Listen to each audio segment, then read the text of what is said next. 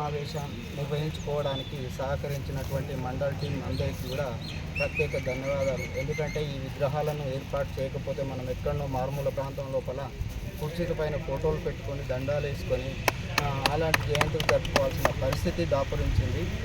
ఇక బాబు జగజీవన్ రావు జయంతే కాదు, ఈ నెల మొత్తం మహనీయుల జయంతి.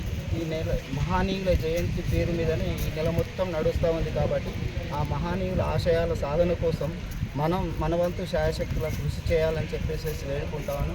బాబు జగజీవన్ రావు అత్యున్నత స్థాయి లోపల పార్లమెంటరీ తరహాలో పనిచేసినప్పటికీ, రాజ్యాంగ పరిషత్లో సంఘ సంస్కర్తగా అనేక రంగాల్లో పనిచేసినప్పటికీ ఈ చాతుర్వర్ణ సిద్ధాంతం అనేటువంటిది, మన సిద్ధాంతం అనేటువంటిది తనను వెంబడించేసేసి ఉప ప్రధానిగా ఉన్నప్పటికీ ఆయన ఒంటరితనం అనేటువంటిది అంటగట్టి భారతదేశపు అత్యున్నత స్థానమైనటువంటి ప్రధానమంత్రి పదవిని చేపట్టనీయకుండా అప్పుడున్న చాతుర్వర్ణ సిద్ధాంతం కానీ బ్రాహ్మణిజం కానీ అనేటువంటిది అడ్డుకోవడం జరిగింది. ఇలాంటిది దారుణమైన పరిస్థితి. అంత ఉత్తమమైన వ్యక్తికి ఒక కుల వ్యవస్థ కట్టడం అనేటువంటిది నీచమైనది. ఈ జాతి లోపల పుట్టిన మహానుభావుడు ఒక దేశం లోపల అత్యున్న పదవిని చేపట్టకపోవడం అనేటువంటిది విచారించదగ్గ విషయం. మిత్రులారా, నేను ఒకటి చెప్తున్నా, ప్రతి సంవత్సరం చెప్తున్నా, ప్రతి మీటింగ్లలో చెప్తా ఉన్నాం, కుల మతాలకు అతీతంగా మరి వర్ణ భేదాలకు అతీతంగా ఈ పండగ జరుపుకోవడం అనేటువంటిది నిజంగా అన్ని పార్టీలు కలిసి చేసుకోవడం నిజంగా శుభపరిణామం. అలాగే మీరందరూ ఒక శపథం చేయాల్సిన పరిస్థితి ఉంది. ఎప్పుడైతే ఏ సమావేశం నిర్వహించినా వక్తలు మాట్లాడి వెళ్ళిపోతూ ఉన్నారు, వాళ్ళు వెంబడొచ్చిన కార్యకర్తలు కూడా వెళ్ళిపోతూ ఉన్నారు. ఆ వక్తలు చివరి వరకు ఉండాలని చెప్పేసి నెక్స్ట్ సమావేశం నిర్వహించేటప్పుడు గట్టి ఇన్స్ట్రక్షన్స్ తీసుకురావాలి.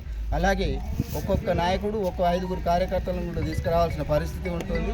వచ్చి దండలేసిపోవడం కాదు, వాళ్ళ నివాళులు జరిపించడం అనేటువంటిది కాకుండా వాళ్ళు చేసిన ఆశయాలను 10 మందికి చెప్తా ఉంటే ఆశయ సాధన కోసం మనం కృషి చేసిన వాళ్ళం అవుతాం.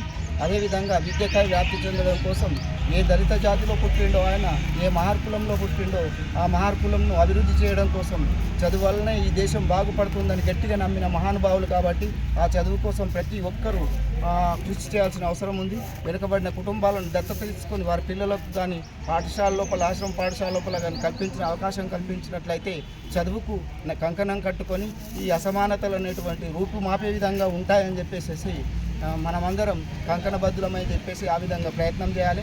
రాజకీయ నాయకులకు కూడా నేను ఒక హితవు పలుకుతా ఉన్నాను. ప్రతి వర్ధంతిని చేస్తున్నప్పటికీ మీరు కూడా కొన్ని కుటుంబాలకు చెప్పండి, విద్య వ్యాప్తి కోసం అయితే ప్రయత్నం చేయాలని చెప్పేసి మనస్ఫూర్తిగా కోరుకుంటా ఉన్నాం.